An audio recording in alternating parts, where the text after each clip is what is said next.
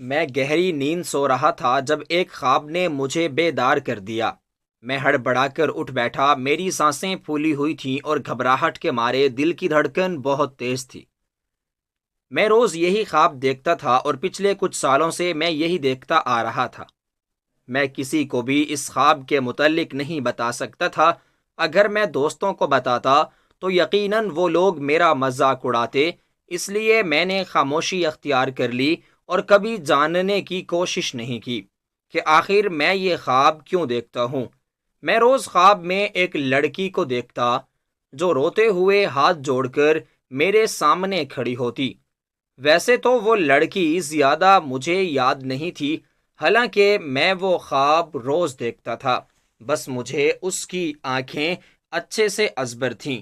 ہمیشہ وہی لڑکی میرے خواب میں دکھائی دیتی، کبھی وہ جنگل میں بھاگ رہی ہوتی اور میں اس کے پیچھے بھاگتی ہوئے پایا جاتا۔ مجھے اب اس خواب سے خوف محسوس ہونے لگا تھا۔ نیند کے دوران بھی میرے کانوں میں اس لڑکی کی آواز گونجتی رہتی، وہ بچاؤ بچاؤ کے لیے چلاتی اور میری نیند وہیں خراب ہو جاتی۔ میں خوف کے مارے اٹھ بیٹھتا اور پھر مجھے نیند نہ آتی۔ مجبوراً میں نے نیند کی گولیاں کھانی شروع کر دیں۔ ایک روز جمعے کی نماز کے وقت میں نے قاری صاحب سے اس خواب کا ذکر کیا تو وہ کہنے لگے، نماز پڑھا کرو اور وضو کو اپنی عادت بنا ڈالو، دیکھنا پھر یہ خواب تمہیں کبھی بھی نہیں آئے گا۔ کچھ عرصہ میں نے نماز پڑھی تو واقعی میں مجھے وہ خواب دکھائی نہ دیا، لیکن پھر مصروفیت کی وجہ سے میں نے نماز پڑھنا ترک کر دیا۔ اب نماز نہ پڑھنے کے باوجود وہ خواب مجھے کبھی دکھائی نہ دیا۔ میں نے شکر ادا کیا کہ چلو اس خواب سے تو جان چھوٹی۔ اٹھو کرن، چلو میرے ساتھ۔ اگر تم اس شادی سے خوش نہیں ہو تو پھر کیا فائدہ اس شادی کا؟ یہ کہہ کر میں نے اپنی بہترین دوست کرن کا ہاتھ تھام لیا، جو نہ صرف میرے ساتھ یونیورسٹی میں پڑھتی تھی بلکہ بچپن سے ہی ہم دونوں دوست تھے۔ جب کرن کا رشتہ طے ہوا تو میں نے کئی بار اس سے پوچھا کہ کیا وہ اس شادی کے لیے راضی ہے۔ والدین کے دباؤ میں آ کر کرن اس شادی کے لیے رضامندی ظاہر کر چکی تھی، اس لیے میرے سامنے وہ انکار نہ کر سکی، حالانکہ میں اس کا بہترین دوست تھا۔ شاید وہ اپنے والد کے اس رد عمل سے ڈرتی تھی۔ میں نے کئی بار اسے سمجھایا کہ اگر وہ شادی کے لیے راضی نہیں ہے تو وہ انکار کر دے، مگر اپنے باپ کے سامنے وہ اقرار کر چکی تھی۔ اب اس کے لیے انکار کا مطلب موت تھا۔ میں نے اس سے کئی بار اصرار کیا کہ میں اس کے والد صاحب کو منا لوں گا، لیکن اگر وہ شادی نہیں کرنا چاہتی تو کم از کم مجھے تو بتا دے، لیکن وہ مجھے بھی کچھ نہ بتا پائی، یہاں تک کہ اس کا شادی کا دن آ پہنچا۔ شادی سے ایک رات پہلے میں بڑی مشکلوں سے کرن سے ملا۔ وہ مائوں میں بیٹھ چکی تھی، اس کے گھر والے مجھے اس سے ملنے نہیں دے رہے تھے، لیکن کسی طرح ان کے گھر کے ملازمہ کو پیسے دے کر میں کرن کے روم میں آ گیا۔ معلوم ہوا کہ وہ لڑکا جس سے اس کے گھر والے شادی کر رہے ہیں پہلے سے ہی شادی شدہ ہے، اب اولاد نرینہ کے لیے دوسری شادی کر رہا ہے۔ وہ اس کے تایا کا بیٹا تھا، اس لیے یہ رشتہ قبول کر لیا گیا، ورنہ اس لڑکے میں ایسی خوبیاں تو نہیں تھیں کہ کوئی بھی انسان اپنی بیٹی اس کی دوسری بیوی کے طور پر بیاہ دیں۔ جب مجھے معلوم ہوا کہ کرن کا شوہر پہلے سے ہی شادی شدہ ہے تو مجھے بہت غصہ آیا۔ میں کرن کو فورس کرنے لگا کہ وہ کسی طرح اس رشتے سے انکار کر دے، لیکن وہ تھی کہ اسے رونے کے علاوہ کوئی دوسرا کام نہیں تھا۔ میں نے کئی بار اسے سمجھایا لیکن وہ سمجھنے کو تیار نہ ہوئی۔ میں نے اس کے والد صاحب سے بات کی تو انہوں نے میرے ان کے گھر آنے پر پابندی لگانا چاہی۔ آنٹی کی مداخلت کی وجہ سے میں بچ گیا، ورنہ ممکن تھا کہ وہ میرا اس گھر میں آنا جانا ہی بند کر دیں۔ کرن کو پریشان دیکھ کر میں بھی پریشان ہو رہا تھا۔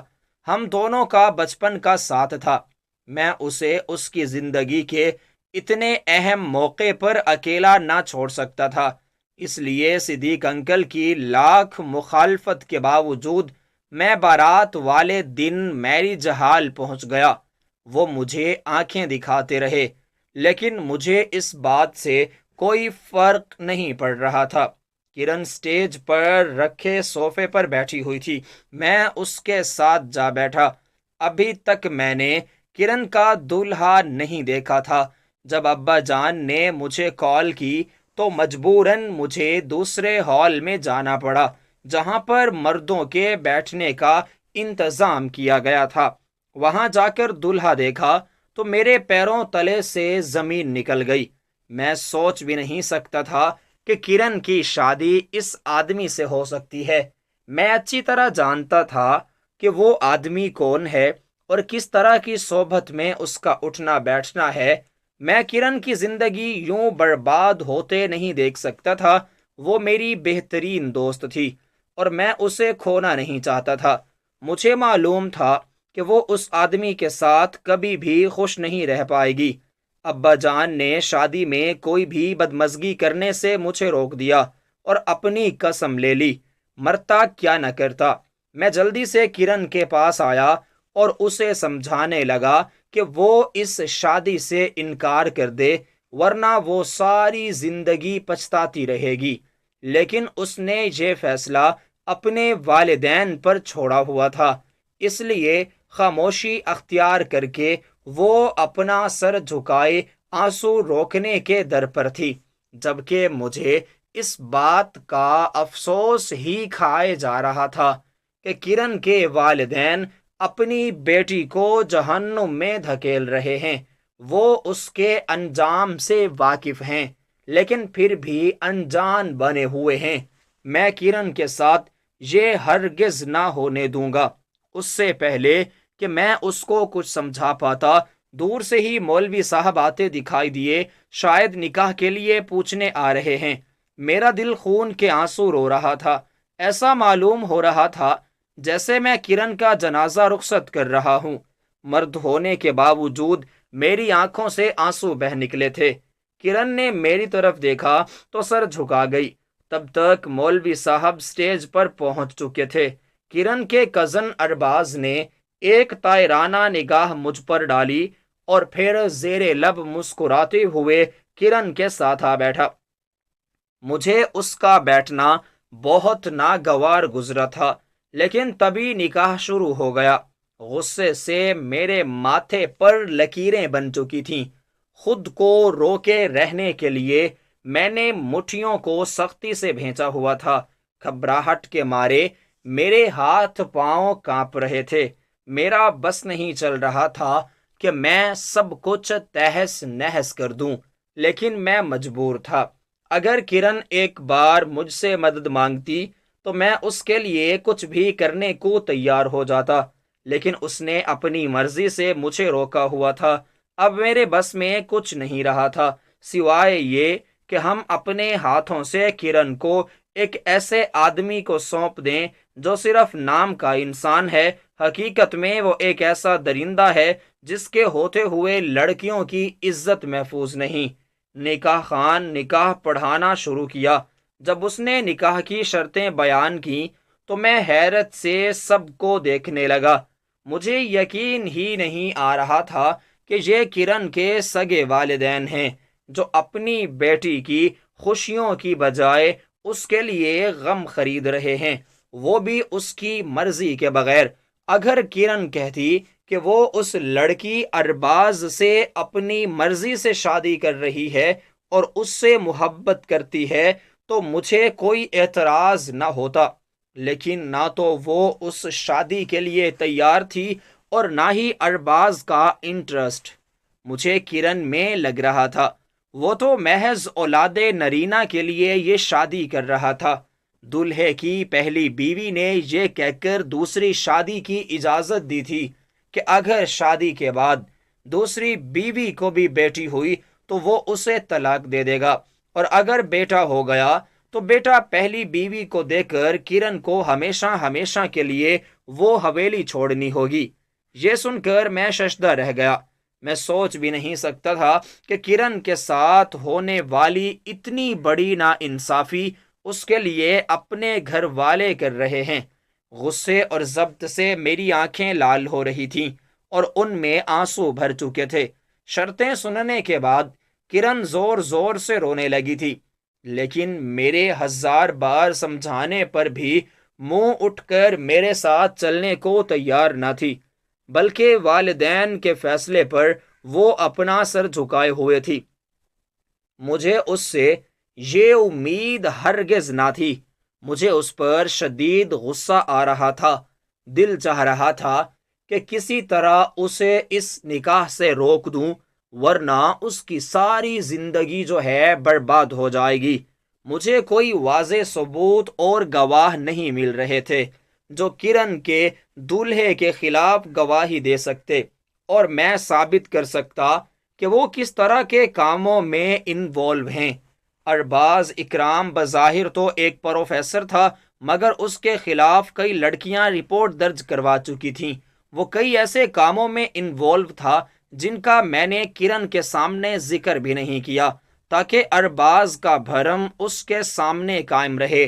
یہ نہ ہو کل کو وہ اس انسان کے ساتھ 2 پل بھی نہ بتا سکے۔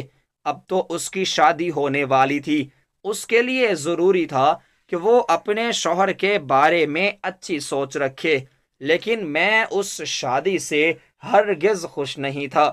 مجھے لگا تھا کہ انکل زہیب نے اپنی بیٹی کے لیے ایک ایسا لڑکا تلاش کیا ہوگا جو اس کے جوڑ کا بھی ہوگا، لیکن تو اتنی بے جوڑ شادی تھی کہ اس شادی سے میرا تو دل ہی اٹھ گیا تھا۔ ایک پل کو بھی مجھے سکون نہیں آ رہا تھا۔ اس سے پہلے کہ کرن اپنے والدین کی مرضی پر سر جھکا دیتی، میں کھڑا ہو گیا اور ضبط کی حدیں پار کرتے ہوئے میں نے کرن کا ہاتھ زبردستی تھاما، جو ایسے سرد پڑ چکا تھا جیسے اس کے جسم میں جان ہی نہ ہو۔ زبردستی اسے گھسیٹ کر میں وہاں سے لے جانا چاہتا تھا، لیکن اس سے پہلے مولوی صاحب کھڑے ہو گئے اور غصے سے کہنے لگے، کون ہے یہ بدتمیز انسان؟ مولوی شدید غصے میں تھا، اس لیے بغیر معاملے کی تہ میں گئے وہ مجھ پر چلا اٹھا تھا۔ مجھے بہت برا لگ رہا تھا۔ اتنی سی بات میرے لیے انا کا مسئلہ بن گئی۔ اس سے پہلے کہ کوئی کچھ بولتا، ارباز کہنے لگا، چھوڑو میری بیوی کا ہاتھ۔ بغیر نکاح کے کرن کو ارباز کا بیوی کہنا مجھے اندر تک سلگا گیا تھا۔ مجھے وہ بالکل بھی پسند نہیں آ رہا تھا۔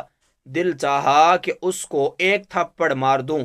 میں کسی کو وضاحت نہیں دینا چاہتا تھا، اس لیے چپ چاپ کھڑا رہا۔ ابھی تک کرن کا ہاتھ میرے ہاتھ میں موجود تھا۔ میں کہنے لگا کہ جب لڑکی اس نکاح سے راضی نہیں ہے تو یہ نکاح نہیں ہو سکتا۔ مولوی صاحب، آپ تو اچھے خاصے پڑھے لکھے انسان لگ رہے ہیں، پھر بھی ایک لڑکی کی مرضی کے خلاف یہ نکاح پڑھوانے جا رہے ہیں۔ آپ کی تعلیم کا کوئی فائدہ نہیں اگر آپ ایسے لوگوں کا ساتھ دیں جو دوسروں کا حق مار رہے ہوں۔ میرے یہ کہنے کی دیر تھی کہ مولوی صاحب غصے میں آ گئے۔ کہنے لگے، لڑکے اپنی اوقات میں رہ کر بات کرو، چھوڑو اس لڑکی کا ہاتھ۔ میں تو غصے میں آ گیا اور کہنے لگا، کیا ہمت ہے تو اس لڑکی کا ہاتھ چھڑوا کے دکھاؤ۔ کرن رونے لگی اور اپنا ہاتھ چھڑوانے کی کوشش کرنے لگی، لیکن میں نے مضبوطی کے ساتھ اس کا ہاتھ تھام رکھا تھا۔ اس کے گھر والے خاموش کھڑے تھے، شاید انہیں ارد گرد لوگوں کی موجودگی لحاظ میں رہنے پر مجبور کر رہی تھی، لیکن مجھے کسی بھی چیز کی پرواہ نہیں تھی۔ مولوی صاحب نے آؤ دیکھا نہ تاؤ فوراً میرے منہ پر ایک تھپڑ مارا اور کہنے لگے، بے غیرت انسان، لڑکی کا ہاتھ چھوڑو۔ تھپڑ پڑتے ہی میں شدید غصے میں آ گیا۔ میں نے کرن کی جانب دیکھا تو اس نے میرا ہاتھ جھٹکا اور پھر مجھ سے 2 قدم دور جا کھڑی ہوئی۔ یعنی وہ چاہتی تھی کہ میں اس نکاح میں رکاوٹ نہ بنوں۔ جب وہ خود اس کنویں میں کودنے کو تیار تھی تو میں کب تک اس کو بچا پاتا؟ بے یقینی سے کرن کو دیکھتے ہوئے میری آنکھوں سے چند آنسو بے مول ہو کر گرے تھے۔ مولوی صاحب ابھی تک غصے سے مجھے گھور رہے تھے۔ مجھے ان کی پرواہ ہرگز نہیں تھی۔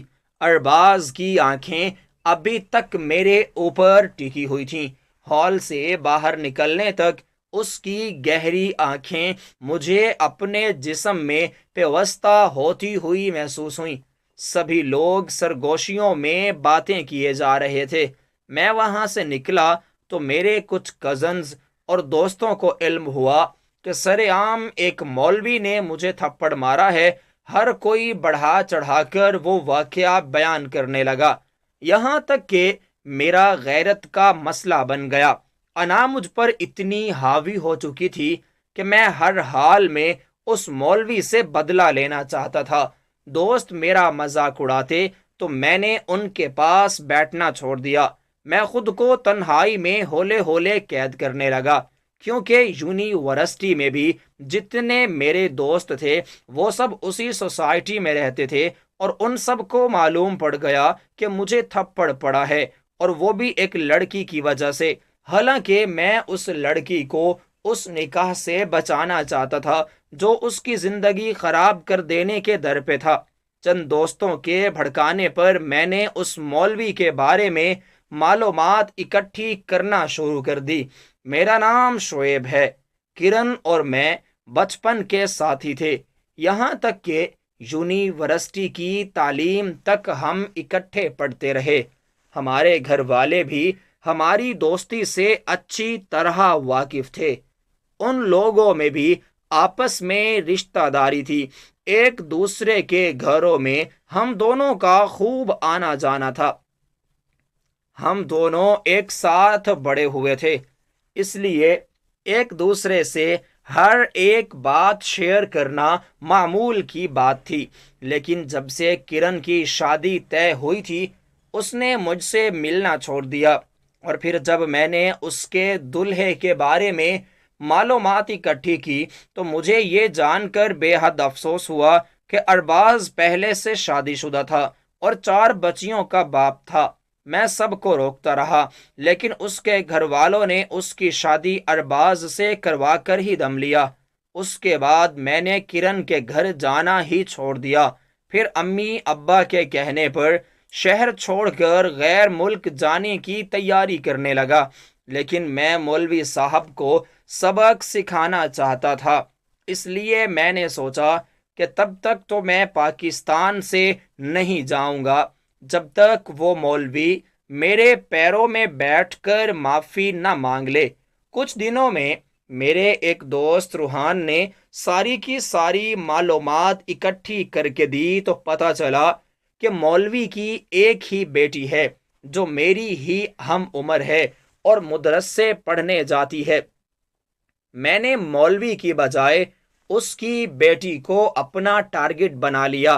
اس کی توجہ حاصل کرنے کے لیے میں نے ہر ممکن کوشش کی، مگر میری طرف دیکھنا تو دور کی بات، میرے مخاطب کرنے پر وہ میری بات سننے کو بھی تیار نہیں تھی۔ وہ مجھے گلی محلے کا کوئی آوارہ لڑکا سمجھ رہی تھی جو اس کے ساتھ فلرٹ کر رہا تھا، جبکہ میں تو اس مولوی کو سبق سکھانا چاہتا تھا۔ جیسے ہی مولوی کی بیٹی عائشہ گھر سے مدرسے کے لیے نکلتی میں اس کا پیچھا کرنے لگتا۔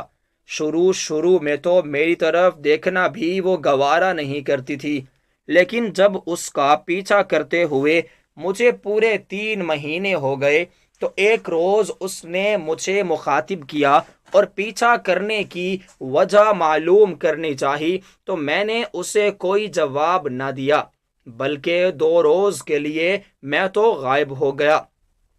مجھے معلوم تھا کہ وہ لڑکی میرا نہ آنے پر بے چین تو ہوئی ہوگی، لیکن میرے 2 دن اس کا پیچھا نہ کرنے پر اسے کوئی بھی فرق نہ پڑا۔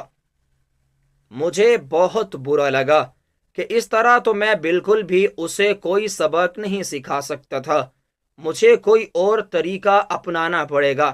میں زیادہ وقت اس معمولی سی لڑکی کے پیچھے ضائع نہیں کر سکتا تھا۔ میری پڑھائی کا حرج ہو رہا تھا۔ میرے والدین بھی میری وجہ سے بہت زیادہ پریشان تھے۔ اگلے روز میں نے اس لڑکی سے دو ٹوک انداز میں بات کرنے کا فیصلہ کر لیا۔ جیسے ہی وہ لڑکی مدرسے سے گھر جانے کے لیے نکلی تو میں نے اس کا راستہ روک لیا اور اس سے بات کرنے کے لیے 2 منٹ مانگے۔ میری بات سنے بغیر ہی وہ وہاں سے جانے لگے۔ جب غصے میں اسے روکنے کے لیے میں نے اس کا ہاتھ پکڑ لیا، وہ بے یقینی سے مجھے نقاب کے اندر سے گھور کر دیکھنے لگی اور پھر بغیر ارد گرد کے لوگوں کا لحاظ کیے اس نے میرے منہ پر ایک تھپڑ دے مارا۔ مدرسے سے جو لڑکیاں نکل رہی تھیں وہ سب کی سب ہماری طرف متوجہ ہو گئیں۔ کچھ تو ان میں سے مجھ پر ہنسنے لگیں۔ مجھے بہت غصہ آیا، سمجھ نہیں آ رہی تھی کہ کیا کروں۔ دوست کے سمجھانے پر میں وہاں سے ہٹ گیا، لیکن اس لڑکی پر مجھے بہت زیادہ غصہ آیا۔ میں نے سوچ لیا کہ اسے تو سبق سکھا کر رہوں گا۔ میری نرمی کا ناجائز فائدہ اٹھا رہی تھی۔ شدید غصے میں تھا۔ شکر ہے وہاں پر میرا دوست آ گیا، ورنہ میں ضرور اس لڑکی کے ساتھ بہت برا کر جاتا۔ میرے دوست زبردستی مجھے وہاں سے لے گیا اور پھر مجھے نارمل کرنے کے لیے وہ اپنے بیٹھک میں لے آیا۔ وہ بھی اسی محلے کا رہائشی تھا۔ میں نے اپنے تمام دوستوں کو بلا لیا۔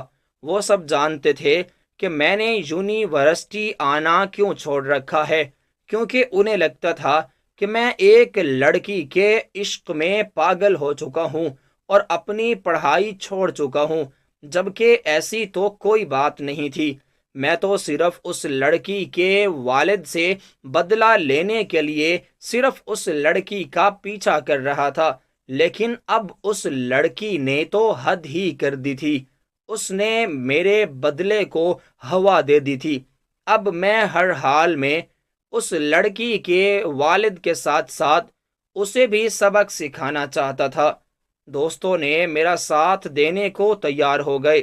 میرے نام ایک فلیٹ تھا جو کتنے عرصے سے خالی پڑا ہوا تھا۔ میں نے اس کے استعمال کرنے کا سوچا۔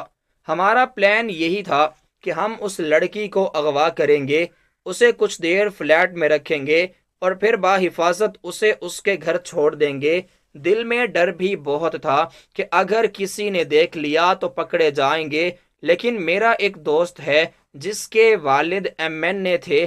ہمیں ان کا سہارا تھا کہ اگر پکڑے بھی گئے تو وہ ہمیں بچا لیں گے، لیکن میرا دوست جو مولوی صاحب کے محلے میں رہتا تھا وہ بہت زیادہ ڈرا ہوا تھا۔ ہم نے اسے سمجھایا اور پھر زبردستی اسے اپنے ساتھ لے آئے۔ عشاء کی اذان ہوتے ہی مولوی صاحب گھر سے نکل گئے۔ ہم ان کے گھر سے جانے کا انتظار کرنے لگے، کیونکہ مدرسے کے آگے سے اس لڑکی کو ہم اٹھا نہیں سکتے تھے، اور دوسرا وہ لڑکی کہیں آتی جاتی بھی نہیں تھی، اس لیے مجبوراً ہمیں اس کے گھر میں گھس کر اسے اغوا کرنا پڑا۔ مولوی صاحب کے جاتے ہی میں اور حمزہ مولوی صاحب کے گھر کے باہر ہی دروازے پہ انتظار کرنے لگے، لیکن تبھی کچھ آوارہ کتوں نے ہمارا پیچھا کرنا شروع کر دیا۔ مشکلوں سے ہم جان بچا کر نکلے۔ جیسے ہی کتوں کا وہ آوارہ گروہ وہاں سے نکلا، ہم لوگ مولوی صاحب کے گھر کے گیٹ پر جا پہنچے اور آہستہ سے گیٹ کھٹکھٹایا۔ اندر سے کسی لڑکی کی آواز آئی، کون؟ ہم نے بولا کہ مولوی صاحب کے مہمان ہیں، دروازہ کھولیے، ہمیں ان سے ملاقات کرنی ہے۔ لیکن وہ لڑکی دروازہ کھولنے کو رضامند نہ ہوئی اور کہنے لگی کہ بابا جان مسجد میں ہیں، اگر آپ لوگوں کو بات کرنی ہے تو وہیں چلے جائیں، میں دروازہ نہیں کھولوں گی۔ اس کی یہ بات سن کر مجھے بہت زیادہ غصہ آ رہا تھا۔ میں خود پر ضبط بھی نہیں کر پا رہا تھا۔ وہ لڑکی میری سوچ سے بھی زیادہ ذہین تھی۔ شاید وہ جانتی تھی کہ ہم کون ہیں۔ مجھے لگا کہ کہیں وہ میری آواز نہ پہچان گئی ہو۔ اس لیے میں نے حمزہ کو آگے کر دیا۔ وہ کہنے لگا ٹھیک ہے، ہم مسجد میں جا رہے ہیں۔ اس کی اس بات پر میں نے اسے گھوری سے نوازا اور اس پر غصہ کرتے ہوئے کہنے لگا کہ تم نے ایسا کیوں بولا؟ اگر ہم مسجد جائیں گے تو مولوی کو شک ہو جائے گا کہ ہم کس مقصد کے لیے یہاں آئے ہیں، کیونکہ مولوی مجھے اچھے سے جانتا ہے۔ مجھے اس طرح مسجد میں دیکھ کر اسے سمجھ آ جائے گی کہ میں وہاں کیوں آیا ہوں۔ تبھی حمزہ نے مجھے چپ رہنے کا اشارہ کیا، میرا ہاتھ پکڑا اور پھر وہاں سے ہم مسجد آ گئے۔ مسجد میں نماز ہو رہی تھی۔ ہم نے تو آج تک صرف جمعہ کی نماز ہی پڑھی تھی۔ کافی دیر ہم وہاں پر انتظار کرتے رہے کہ مولوی صاحب نماز پڑھا کر فری ہو تو ہم سے بات کریں۔ نہ جانے حمزہ کو ان سے کیا بات کرنی تھی کہ مسلسل وہ مجھے لیے مسجد کے باہر کھڑا تھا اور میرا غصے سے برا حال تھا۔ تبھی حمزہ کہنے لگا چلو مولوی کے گھر دوبارہ چلتے ہیں۔ میں نے سوچ لیا ہے کہ وہ لڑکی کیسے دروازہ کھولنے پر مجبور کر سکتے ہیں۔ میں اسے حیرت سے دیکھنے لگا تو وہ کہنے لگا تو چپ کر، تیرا کام ہو رہا ہے نا تو پھر خاموشی اختیار کیے رکھ، ورنہ تجھے ایک تھپڑ ماروں گا۔ تیری وجہ سے ہم سب اتنا خونخوار ہو رہے ہیں۔ اگر کل کو پکڑے گئے تو ہماری حالت کسی چور یا ڈکیت سے بھی بدتر ہوگی، بدنامی الگ ہوگی اس کی۔ اس کی بات پر ایک زوردار تھپڑ میں نے اس کی کمر پر رسید کیا تو وہ بل بلا کے رہ گیا اور پھر غصہ کرتے ہوئے آگے جانے لگا۔ میں بھی اس کا پیچھے پیچھے جانے لگا۔ ہم لوگ ایک بار پھر مولوی کے دروازے پر پہنچے۔ اس بار حمزہ نے دروازہ بجایا اور جیسے ہی لڑکی نے پوچھا کون ہے، حمزہ کہنے لگا میں مولوی کریم اللہ کا شاگرد ہوں، انہوں نے مجھے شال لانے کو بھیجا ہے، آپ جلدی سے مجھے شال دیجئے، مجھے دیر ہو رہی ہے۔ حمزہ کی اس بات پر میں اس کو شاباشی دینے لگا۔ تبھی لڑکی بغیر سوچے سمجھے دروازہ کھول کر ہمیں شال دینے لگی۔ جیسے ہی اس نے گیٹ کھولا میں جلدی سے منہ پر نقاب چڑھایا اور وہ ٹیشو جس پر وہ بے ہوشی کی دوا لگی ہوئی تھی اس کو لیے جلدی سے اندر بڑھا۔ وہ اس طرح ہمارے اچانک اندر آ جانے پر بکھلائی ہوئی تھی، سمجھ نہیں پائی کہ اس کے ساتھ کیا ہو رہا ہے۔ تبھی میں نے اس کے ناک پر وہ ٹیشو رکھ دیے اور جیسے ہی وہ اپنے ہوش و حواس سے بیگانہ ہوئی میں نے اسے اپنی باہوں میں اٹھایا اور پھر ہم دونوں جلدی سے بھاگتے ہوئے وہاں سے نکل گئے۔ کسی کو معلوم نہ ہو سکا کہ کیا ہوا ہے۔ ہم نے وہ خط جس پر یہ لکھا تھا کہ میں شعیب کو پسند کرتی ہوں اور اپنی مرضی سے شعیب سے شادی کرنے والی ہوں، کیونکہ میں ابا کے شاگرد جلال سے شادی نہیں کرنا چاہتی، ہو سکے تو مجھے معاف کر دینا، وہ خط صحن میں پھینکا اور پھر وہاں سے نکل گئے۔ تھوڑی دور ہی میرے دو اور دوست گاڑی لیے کھڑے ہوئے تھے۔ ہم لوگ جلدی سے وہاں پہنچے اور پھر رش ڈرائیونگ کرتے ہوئے میرے فلیٹ میں آ گئے۔ میں ہرگز اس لڑکی کے ساتھ ایسا نہ کرنا چاہتا تھا، لیکن مولوی نے سب کے سامنے تھپڑ مار کر مجھے ایسا کرنے پر مجبور کیا تھا۔ میں خود کو بالکل بے قصور سمجھ رہا تھا۔ مجھے لگتا تھا اگر وہ لڑکی مجھے تھپڑ نہ مارتی تو میں اس کے ساتھ ایسا کرتا ہی نہیں۔ حقیقت میں غلطی اس لڑکی کی ہے کہ اس نے مجھے تھپڑ ہی کیوں مارا۔ جیسے ہی ہم اسے فلیٹ میں لے آئے میں نے اپنے سبھی دوستوں کو کہہ دیا کہ وہ اپنے گھر چلے جائیں، کیونکہ اگلے 24 گھنٹوں تک ہم نے اس لڑکی کو اسی فلیٹ میں بند رکھنا تھا۔ ابھی تک میں نے دیکھا نہیں تھا کہ وہ کیسے دکھتی ہے۔ جیسے ہی اندھیرے میں ہم اسے اٹھا کر لائے تھے ویسے ہی کمرے میں بیڈ پر لا کر اسے پھینک دیا تھا۔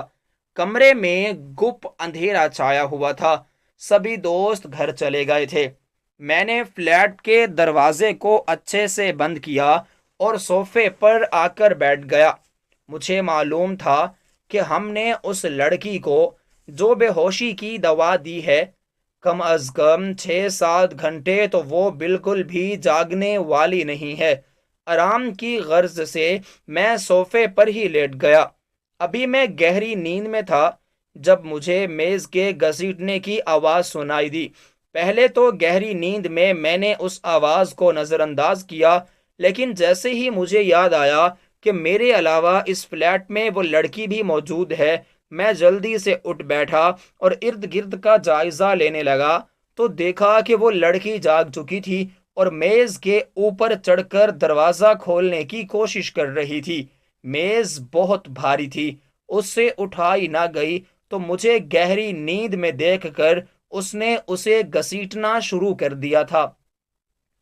اس کی اس حرکت پر میں مسکرا کر رہ گیا، حالانکہ میں اس سے انتقام لینے کے لیے اسے یہاں لایا تھا۔ میں نے دیکھا کہ خوف کے مارے اس کے ہاتھ کانپے جا رہے تھے، لیکن وہ پھر بھی دروازے کی کنڈی کے ساتھ جدوجہد کر رہی تھی۔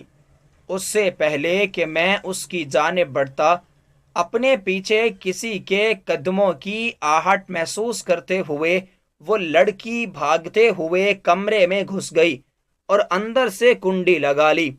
اس کی اس تیزی پر میں حیران رہ گیا۔ ابھی میں سچویشن کو سمجھ بھی نہ پایا تھا جب کمرے کا دروازہ بند ہونے کی آواز آئی۔ میرے پاس اس لاک کی ایکسٹرا چابی کچن میں پڑی ہوئی تھی۔ میں جلدی سے کچن میں گیا اور وہاں سے چابی نکال کر لے آیا۔ صبح کے 5 بج رہے تھے۔ میں نے جلدی سے دروازہ کھولا اور جیسے ہی اندر گیا، اس لڑکی نے دوپٹے سے نقاب کر لیا اور دوسری جانب منہ کیے کھڑی ہوئی تھی۔ بس لڑکی کا چہرہ دیکھنا چاہتا تھا، اس لیے میں نے کمرے کے دروازے کو اوپر سے کنڈی لگائی اور ساری کی ساری لائٹس آن کر دی۔ وہ لڑکی بہت زیادہ گھبرا گئی اور رونے لگی۔ مجھے کمرے میں موجود پا کر وہ آیت الکرسی کا ورد کر رہی تھی۔ ویسے تو آیت الکرسی میں نے بچپن میں یاد کی تھی اور دوبارہ کبھی پڑھنے کی نوبت نہیں آئی تھی، مجھے صحیح سے یاد نہیں تھی، لیکن جب وہ لڑکی بول رہی تھی تو مجھے سمجھ آ گئی کہ وہ کیا پڑھ رہی ہے۔ میں نے چہرے پر سخت تاثرات سجائے اور دھیرے دھیرے قدم اٹھاتے ہوئے اس لڑکی کی جانب بڑھنے لگا۔ وہ بھی پیچھے کی طرف قدم لینے لگی۔ جلد ہی وہ دیوار کے ساتھ جا لگی اور میں اس کے قریب پہنچ گیا۔ اس کی بڑی بڑی گھور کالی آنکھیں جن میں خوف کے سائے لہرا رہے تھے مجھے اس کی طرف دیکھنے پر مجبور کر رہے تھے۔ میں سوچنے لگا، جس کی آنکھیں اتنی خوبصورت ہیں وہ خود کتنی خوبصورت ہوگی۔ اس کا نکاح بتانے کے لیے وہ اس کی جانب بڑھا، لیکن اس سے پہلے اس نے میرے آگے ہاتھ جوڑ دیے اور روتے ہوئے کہنے لگی، پلیز مجھے جانے دو، میں نے تمہیں تھپڑ مار کر غلطی کر دی، میں تم سے معافی مانگتی ہوں، مجھے جانے دو، میرے ابا مجھے گھر میں نہ پا کر جیتے جی مر جائیں گے، خدا کا واسطہ ہے مجھ سے دور رہو۔ آج تک کسی نامحرم کی نہ مجھ پر نظر پڑی اور نہ ہی میری کبھی پر اس پر کیوں مجھے خواہ میں گناہ میں مرتکب کر رہے ہو؟ مجھے جانے دو، میں نے کیا بگاڑا ہے تمہارا؟ میں نے جو تمہیں تھپڑ مارا تھا، بے شک تم وہ تھپڑ مجھے مار سکتے ہو، لیکن مجھے جانے دو۔ صبح ہو گئی ہے، میرے والد صاحب کو پتہ چلا تو وہ میری ماں کو مار ڈالیں گے، پلیز مجھے جانے دو۔ یہ کہہ کر وہ لڑکی زاروں قطار رونے لگی۔ میں تو اس کی آواز میں ہی محو ہو کر کھڑا ہوا تھا۔ اس کی آواز جتنی خوبصورت تھی آج تک میں نے ویسے نہیں سنی تھی۔ میں اس کے جڑے ہوئے ہاتھوں کو نظر انداز کرتے ہوئے اس کا نقاب کھینچ چکا تھا۔ نقاب کے ہٹتے ہی وہ زور زور سے رونے لگی، جبکہ اس کو دیکھ کر میں جہاں کھڑا تھا وہیں پر کھڑا رہا۔ بہت سی لڑکیوں نے میری طرف ہاتھ اٹھایا تھا، مگر کسی نے مجھے اتنا متاثر نہیں کیا تھا جتنا چند پلوں میں اس لڑکی نے۔ یہ بالکل وہی لڑکی تھی جس سے میں روز خواب میں دیکھتا تھا۔ مجھے لگا میرا خواب سچ ہو گیا ہے، لیکن اتنا عرصہ پہلے مجھے وہ لڑکی خواب میں کیوں دکھائی دیتی تھی؟ وہ لڑکی رو رہی تھی اور مجھے اس پر بالکل بھی ترس نہیں آ رہا تھا، بلکہ اسے یہاں دیکھ کر مجھے بہت زیادہ خوشی محسوس ہو رہی تھی۔ مجھے مسکراتا ہوا دیکھ کر وہ مجھے پاگل سمجھ رہی تھی۔ غصے میں اس نے ایک تھپڑ میرے منہ پر جڑ دیا۔ میں ابھی بھی مسکرا رہا تھا۔ اس لڑکی کے تاثرات تبدیل ہوئے۔ اسے مجھے پوری قوت لگا کر دھکا دیا اور وہاں سے بھاگنے کی کوشش کی۔ میں جو اس لڑکی کے حسن میں کھویا ہوا تھا، اس کے دھکا مارنے پر ہوش و حواس میں واپس آیا اور اس لڑکی کو پکڑنے کی کوشش کرنے لگا، لیکن وہ تو دروازے کے پاس رک گئی تھی کیونکہ کنڈی اوپر سے لگی ہوئی تھی اور اس کا ہاتھ وہاں تک پہنچ نہیں پا رہا تھا۔ ایک بار پھر وہ لڑکی رک گئی۔ مجھے اس لڑکی کی معصومیت پر ترس آنے لگا۔ میں رک گیا۔ میں نے اس کا دروازہ کھول کر دیا۔ وہ بھاگتے ہوئے باہر جانے لگی۔ تبھی میں اس سے کہنے لگا کہ اس طرح تمہارا جانا ٹھیک نہیں ہے۔ مولوی صاحب کو کچھ اور لگے گا، وہ خود جا کر تمہارے کردار کی گواہی دوں گا، چلو میرے ساتھ۔ میرے اس طرح کہنے پر وہ غصے سے مجھے گھورنے لگی۔ ابھی تک وہ رو رہی تھی۔ اس نے دوپٹے سے دوبارہ نقاب کیا اور پھر میرے پیچھے پیچھے چلنے لگی۔ جیسے ہی ہم لوگ مولوی کے گھر پہنچے، سامنے کا منظر ناقابل دید تھا۔ مولوی صاحب ہارٹ اٹیک کی وجہ سے انتقال کر چکے تھے۔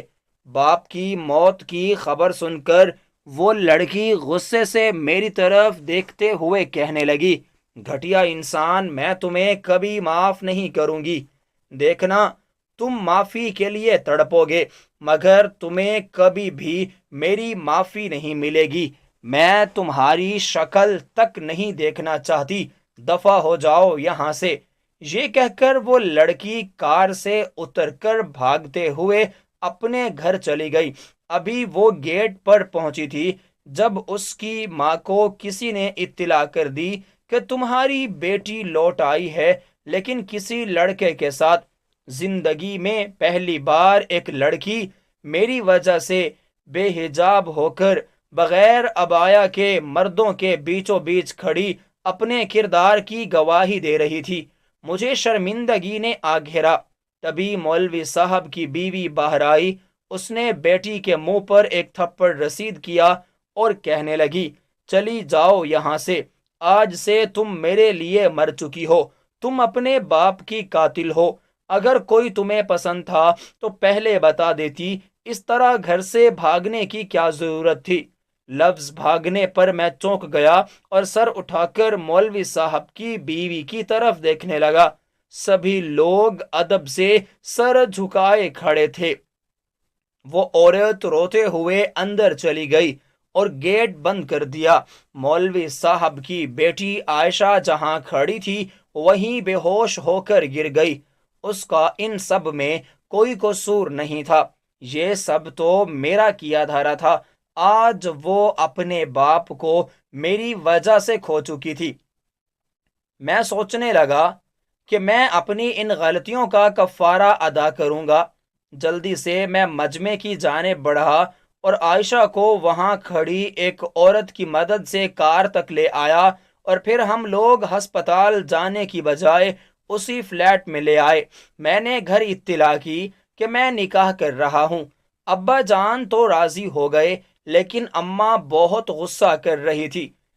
میں نے ان کی پرواہ نہیں کی اور پھر اپنے انہی دوستوں کو بلا کر عائشہ کے ہوش میں آتے ہی نکاح پڑھوا لیا۔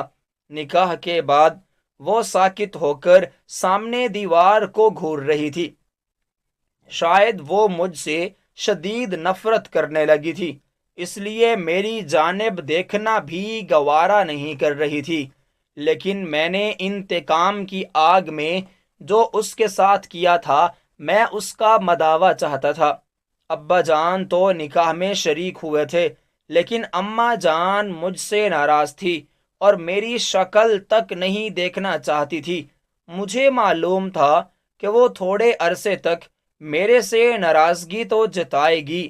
آخر میں نے اتنا بڑا گناہ کیا ہے، مجھے اس کی سزا تو ملنی چاہیے. کچھ روز کے لیے میں نے عائشہ کو اکیلا چھوڑ دیا تاکہ وہ اس رشتے کے متعلق سوچ سکے. یونیورسٹی کے ساتھ ساتھ اب میں بابا کے ساتھ آفس جانے لگا تھا. اپنے والدین کی اکلوتی اولاد تھا، اس لیے وہ لوگ زیادہ دیر مجھ سے ناراض نہ رہ سکے. امی تو چاہتی تھی کہ دھوم دھام سے شادی ہو، لیکن میں نے انہیں روک دیا. سارے خاندان کو خبر ہو چکی تھی کہ میں نے نکاح کر لیا ہے. جہاں کچھ لوگ مبارکباد دے رہے تھے، وہیں کچھ لوگ حسد کا مظاہرہ کرتے ہوئے میرے خلاف باتیں کر رہے تھے. مجھے اس چیز کی پرواہ نہیں تھی. میں فلیٹ میں جاتا تو عائشہ مجھ سے اپنا منہ پھیر لیتی. میں اس سے 1000 باتیں کرتا، وہ ان پر کوئی بھی تاثر نہ دیتی، بلکہ وہ روتے ہوئے نظریں جھکائے بیٹھی رہتی. جب تک میں وہاں موجود رہتا وہ میری طرف دیکھنا بھی پسند نہ کرتی. جو شدت سے اپنی غلطی کا احساس ہو رہا تھا. میں نے تو جو چاہا وہ پا لیا، لیکن میری وجہ سے وہ معصوم لڑکی اپنا سب کچھ کھو چکی تھی. امی کو میں نے ساری حقیقت بتلائی تو وہ مجھ پر ہی غصہ ہونے لگی. انہیں تو معلوم ہی نہیں تھا کہ ان سب کے پیچھے ان کے بیٹے کا ہاتھ ہے. تبھی بابا کے کہنے پر میں شادی کے لیے رضامند ہو گیا. بابا چاہتے تھے کہ سب کو پتہ چل جائے کہ میرے بیٹے نے نکاح کیا ہے. اس شادی کے لیے ضروری تھا کہ مولوی صاحب کی بیگم اپنی بیٹی کو معاف کر دے اور وہ اس شادی میں شریک ہو. امی اور ابو مولوی صاحب کے گھر گئے. ان کے حالات بہت خراب تھے. ابا جان نے انہیں تسلی دی اور ساری حقیقت بتائی تو وہ الٹا بابا جان پر غصہ ہونے لگی. ان کو معلوم ہو چکا تھا کہ ان کی بیٹی کی اس میں کوئی غلطی نہیں ہے، لیکن پھر بھی وہ اس شادی میں شریک نہ ہوئے. نکاح تو ہو چکا تھا، بس میرے کہنے پر ایک شاندار ولیمے کا انتظام کیا گیا تھا جس میں شہر کی بہت سی مشہور شخصیات شامل ہونا تھا. لیکن مجھے ان سب کے آنے کا انتظار نہیں تھا جتنا مجھے عائشہ کے گھر والوں کا انتظار تھا. میں چاہتا تھا آج کے اس اہم موقع پر میں اسے کوئی تو ایسی خوشی دوں، لیکن ولیمے کے دوران میں ان کا انتظار کرتا رہا اور بار بار دروازے کی طرف دیکھتا رہا، لیکن وہ لوگ نہ آئے. شاید انہوں نے ابھی تک اپنی بیٹی کو معاف نہیں کیا تھا. ان کی بیٹی کی تو وہ غلطی بھی نہیں تھی، وہ میری وجہ سے اس مقام تک پہنچی تھی. وہ بے جان مورد کی طرح سٹیج پر بیٹھی تھی. ولیمے کے بعد ہم لوگ گھر آ گئے. اسے کمرے میں بھیج دیا گیا. مجھے لگا غصے میں وہ کپڑے تبدیل کر چکی ہوگی، لیکن جیسے اسے صوفے پر بٹھایا گیا تھا ابھی تک سن ہو کر وہ وہیں بیٹھی ہوئی تھی. مجھے اس کی یہ حالت دیکھ کر بہت دکھ ہوا. انجانے میں ہی صحیح میں ایک لڑکی کی زندگی برباد کرنے کی وجہ بن گیا تھا. امی کے سمجھانے پر میں چاہتا تھا کہ ہم اس رشتے کی شروعات کریں تاکہ وہ اس غم سے باہر نکل سکے، ورنہ تو چند دنوں میں ہی ایسی حالت ہو گئی تھی جیسے صدیوں سے بیمار ہو. میں اس رشتے کو بھرپور توجہ دے رہا تھا، لیکن وہ ایسے رہ رہی تھی جیسے اسے میرے ہونے نہ ہونے سے کوئی سروکار نہیں تھا. میری ڈگری کمپلیٹ ہوئی تو میں نے بزنس کو سنبھال لیا. ابھی تک میں عائشہ سے جتنی بھی باتیں کرتا وہ ہوں ہاں میں جواب بھی نہ دیتی تھی، بلکہ منہ پھیر لیتی تھی. انہی دنوں مجھے معلوم ہوا کہ میں باپ بننے والا ہوں. میری خوشی کا کوئی ٹھکانہ نہیں تھا. مجھے لگا اب تو وہ اس رشتے کی نوعیت کو سمجھ پائے گی، لیکن اب بھی وہ ایسے خاموشی اختیار کیے ہوئے تھی جیسے اس کے لیے یہ خوشی معنی نہیں رکھتی. سب کے ساتھ وہ گھلتی ملتی، ان سے باتیں کرتی. اماں جان کے ساتھ وہ زیادہ تر وقت گزارتی، لیکن میرے گھر آتے ہی وہ خاموشی اختیار کر لیتی. میں اس کی توجہ حاصل کرنے کے لیے کچھ بھی کرنے کو تیار تھا۔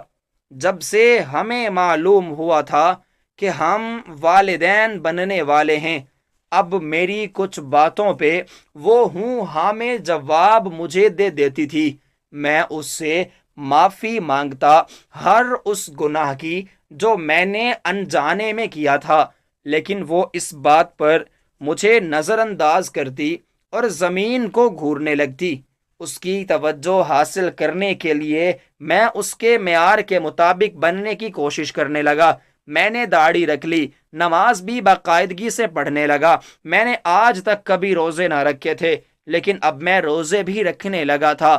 وہ جب قرآن مجید کی تلاوت کرتی، میں گھنٹوں اس کو سنتا رہتا اور پھر ویسے پڑھنے کی کوشش کرتا۔ اس کا میری زندگی میں آنے سے میں سر سے لے کر پیر تک بدل چکا تھا۔ یوں ہی سال گزر گیا۔ ایک روز درد کی شدت کی وجہ سے ہم اسے ہسپتال لے آئے۔